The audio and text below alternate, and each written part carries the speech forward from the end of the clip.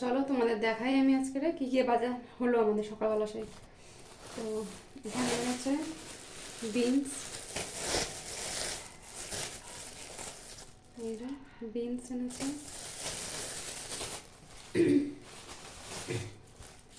এখানে আছে সিম, আর এই যে কুমড়ো, এতে আছে আলু পেঁয়াজ, আলুটা আছে ব্যাগে, আর এখানে আছে